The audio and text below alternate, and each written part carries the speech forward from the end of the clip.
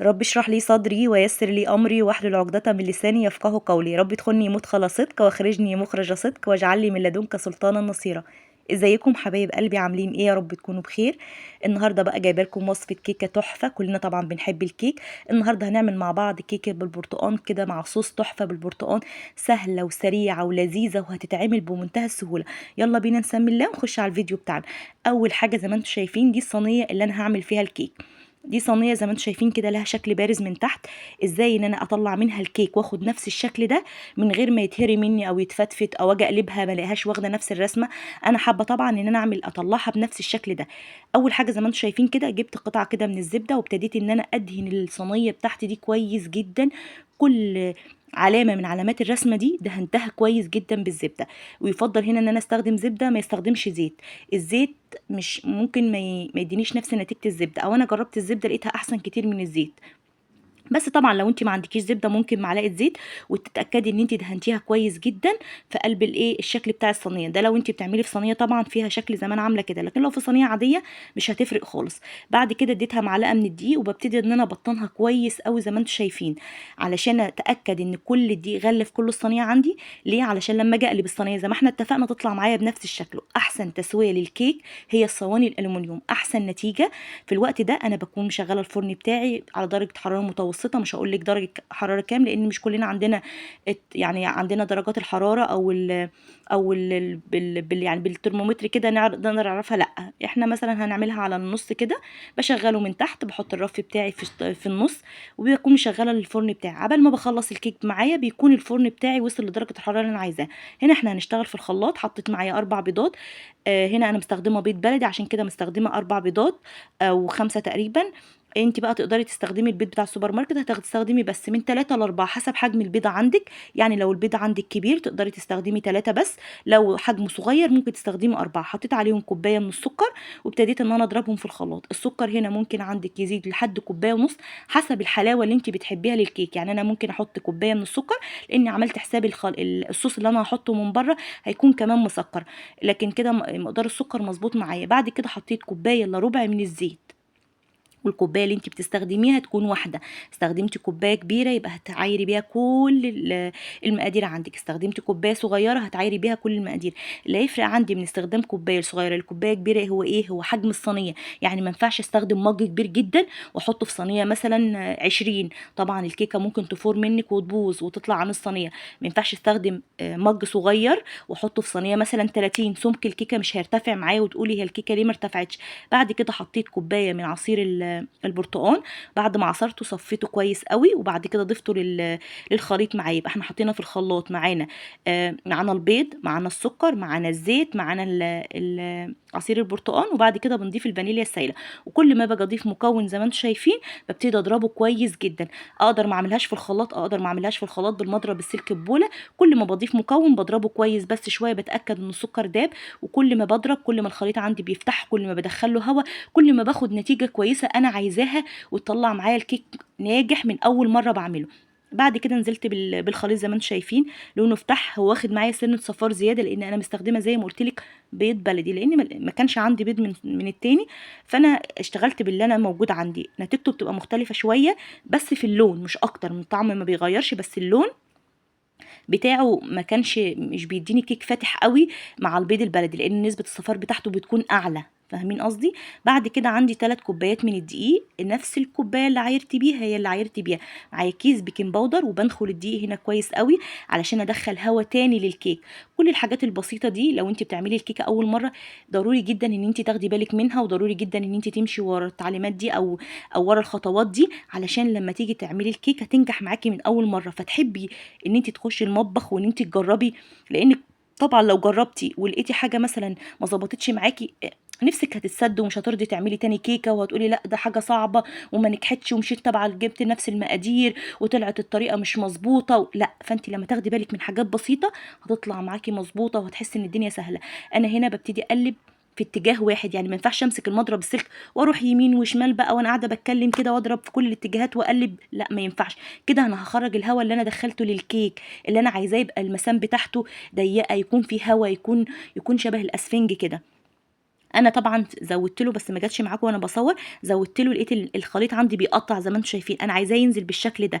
طب انا ما نزلش معايا بالشكل ده، زودت له معلقتين من الميه. ما عنديش عصير برتقال، لو انا عندي عصير برتقال هزود معلقتين 3 من عصير البرتقال واقلب، بحيث ان الخليط بتاعي، عشان اتاكد ان مقاديري مظبوطه، هي مش مقادير بس، عشان اتاكد ان النتيجه بتاعتي مظبوطه لازم ينزل معايا خليط الخيك زي ما انتم شايفين، ما يقطعش مني. قطع مني يبقى هو هنا محتاج شويه من السوائل اللي انا حطاها بقى، سواء برتقال سواء لبن سواء ميه اللي انا بعمل بيه. طب طلع سايل قوي وخفيف، ازود له معلقتين من الدقيق. لازم أن يكون عندي بالقوام اللي انت شايفاه ده.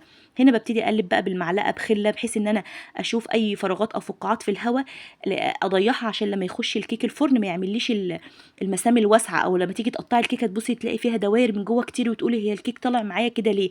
لان انا ما ضيعتش الهواء ده، وانا بصب الكيكه بيخش معاها هواء، فبيعمل الايه، الحاجات اللي انت مش بتحبيها، او الدوائر اللي بتبقى في الكيك، او الفراغات الواسعه قوي زياده عن اللزوم دي. هنا طبعا دخلتها على الفرن، خدت معايا نص ساعه. وعندك مش لازم يعني ما تاخديش ان الوقت نص ساعه استوت مع مشيره يبقى تستوي معاكي في نص ساعه. ممكن انت، انا 30 دقيقه، ممكن انت 25 دقيقه، ممكن انت 35 دقيقه، حسب نوع فرنك وحسب انت مشغله امتى وحسب وصل للحراره امتى. بتختبريها بخله كده او بسكينه، بتطلع معاكي اول ما بتدخليها بتطلعيها بتطلع معاكي نظيفه وزي الفل. ما تطلعيش بقى الكيك بسرعه من الفرن، لا، واربي باب الفرن وسيبي الكيك بتاعك فيه 5 دقايق وبعد كده طلعيه. لان في برضو بتشتكوا ان انت تطلعي الكيك او كان عالي قوي في الصينيه، اول ما خرجته بره راح هبطان معايا، بياخد صدمه من الهواء لانه كان في درجه حراره عاليه قوي، وبتخرجيه مره واحده، وممكن تحطيه على الرخامه والرخامه دي تكون ساقعه، فيقوم هابط معاكي الكيك. فسيبيه شويه 5 دقايق في الفرن وبعدين طلعيه. تعالوا بقى بعد ما سيبنا الكيك بتاعتنا وقلبناها وشوفنا ازاي طلعت من الصينيه وبقت زي الفل، نشوف نعمل الصوص بتاعنا. معايا هنا كوبايه الا ربع كده من عصير البرتقال، عصراه ومصفياه، عليه 3 معالق كبار من السكر، وعليه معلقتين كبار من النشا. هنبتدي نقلبهم كويس قوي زي ما انتم شايفين كده. قلبنا السكر مع العصير الاول، وبعد كده هنزل بالايه، بالنشا بتاعي. ما ينفعش احط الخليط بتاعي ده على النار اللي هو البرتقال والسكر وبعد كده اضيف له النشا، ما ينفعش طبعا. ليه؟ لان اول ما احط النشا وهو ساخن هيتكتل معايا. النشا بيدوب في البارد، ما ينفعش يدوب في السخن. طب انا حطيت مثلا ده كده سخن ونسيت ان انا اضيف النشا، اجيب النشا بتاع المعلقتين النشا دول في شويه ميه صغيرين واقلبهم على البارد، واضيفه لاي حاجه بقى انا بعملها، سواء مهلبيه سواء الصوص اللي احنا بنعمله ده، وايدي فيه على النار ما بشيلهاش نهائي، لان هو النشا مش هياخد معايا وقت، والكميه بسيطه، عشان ما يتلسعش مني او يكتل او يبقى بقى كله قطع كده. احنا عايزينه صوص يكون نازل سايل شكله حلو، ويكون كمان شايفين لونه في لمعه حلوه قوي، وده القوام بتاعنا. طب انا عملت الصوص وطلع مني تقيل قوي، ومش يعني حاسه ان هو مش هينزل معايا على على الكيكه بتاعتي. اقدر ازود له زي ما قلت لك شويه من صوص البرتقال. البرتقال خلص عندي، شويه من الميه يظبطوا معايا الدنيا وهيبقى كويس جدا. شايفين بقى واحنا بنصبه مع بعض شكله عامل ازاي. هنسيبه طبعا يبرد، في لمعه حلوه قوي. طبعا صوص البرتقال حلو جدا، ميزز كده، هيدي للكيكه بتاعتنا اختلاف، وتبقى ايه، نقدمها بشكل تاني او بطعم تاني. تقدري طبعا تعمليها من غير الصوص ده خالص لو انت حابه.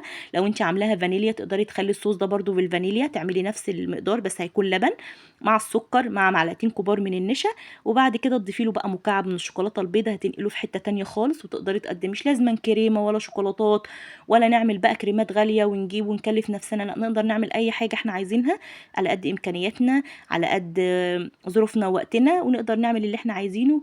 تطلع معاكم زي ما انتم شايفين كده. شايفين شكل الكيكه واللي ريحتها كانت تحفه، كانت قلب البيت بجد، جميله جدا، من احلى الكيكات اللي كلنا بنحبها. كيكه البرتقال مميزه بريحتها وطعمها. هنا بقى كنت حطيت عليها الصوص وزينتها كده بكام قطعه من البرتقال عشان اصورها طبعا. وبعد كده تعالوا نقطعها مع بعض ونشوف شكلها من جوه عامله ازاي. ده زي ما قلت لك تقدري تعمليها كيكه بالحليب، يعني كيكه عاديه، يعني بس هنشيل العصير البرتقال ونحط مكانه كوبايه من اللبن وتمشي نفس الخطوات. هتاخدي احلى كيكه فانيليا في الدنيا، سهله وبسيطه جميله جدا. شايفين الكيك بتاعي عامل ازاي؟ طبعا هو واخد لون الصفار ده زي ما قلت لك، يعني هو واخده سيكه كده عشان خاطر بس البيض البلدي اللي انا حاطاه. لو انت مستخدمه البيض اللي هو بتاع السوبر ماركت هتطلع معاكي افتح من كده كمان. وبرده ناخد بالنا من الصفار ده، من عصير البرتقال بيصفرها برده شويه، لان انا كان عندي البرتقال كان من هو البرتقال الحادق، فكان طعمه مركز جدا. شايفين بقى الكيك عامل ازاي؟ مساماته ضيقه، ما بيتفرفتش مني ولا اي حاجه. سمك الكيكه حلوه، كيكه مرتفعه كمان، هشه وطريه. يعني بصوا تحفه. تعالوا بقى اما نحط على القطعه دي شويه كده من الصوص التحفه ده، بجد بيغير طعمها جدا وبينقلها من كيكه برتقان عاديه لكيكه برتقان تحفه. اتمنى طبعا ان يكون الفيديو عجبكم، يكون طريقه الكيك عجبتكم. طبعا هكتب لكم المقادير تحت في صندوق الوصف. صندوق الوصف ده سهم صغير كده بيبقى محطوط تحت الفيديو، هكتب لك فيه المقادير بالظبط. واتمنى ان تكون انت استفدتي من الفيديو بتاعي ولو بمعلومه صغيره. ولو عجبك الفيديو طبعا ما تنسيش تعملي لي لايك وشير وتشتركي في القناه وتسيبي لي كومنت. اهم من كل ده، اهم من الاشتراك واهم من اللايك، ان انت تقولي ان انت جربتي الوصفه وانها عجبتك ونجحت معاكي، وده اهم حاجه انا عامله عشانها القناه. اشوفكم على غير في فيديو جديد. مع السلامه.